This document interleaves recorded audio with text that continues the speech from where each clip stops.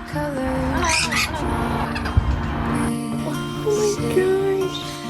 One more mouth, and we usually have just two at a time.